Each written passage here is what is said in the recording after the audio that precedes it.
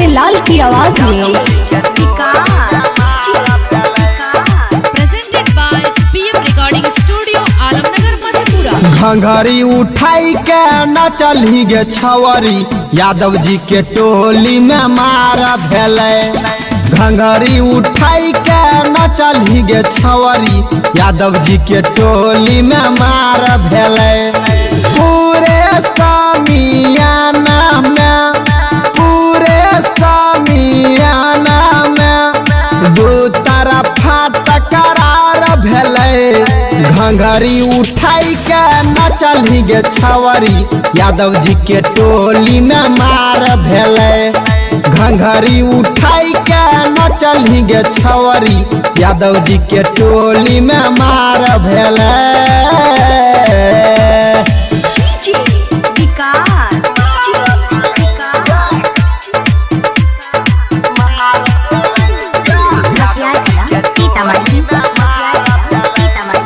Mix by Balbhadra Singh.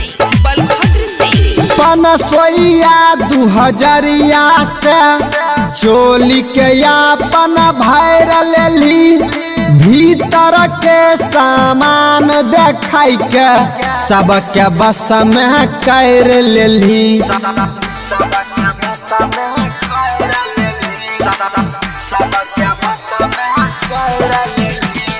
पनसोइया 2000 से चोली के अपन भैर लेली, भीतर के सामान देखाई के सबके बस में कर लेली। छोटे छोटे कपड़ा जे पहनली, सबके पॉकेट झार भेले।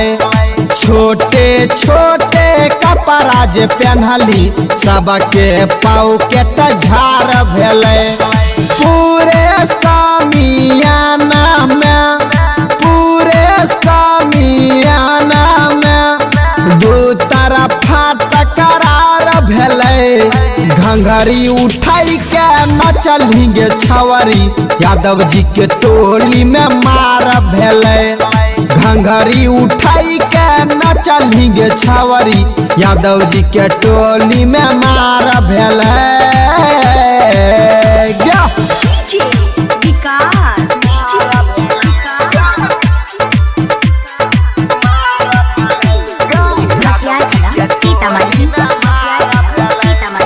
Presented by PM recording studio Alamnagar Madhepura. Suraj Surya कहे छो, एना नहीं तू ऐठगे। परवीन प्यारे लाल राजू झायर दे तो गई सगे।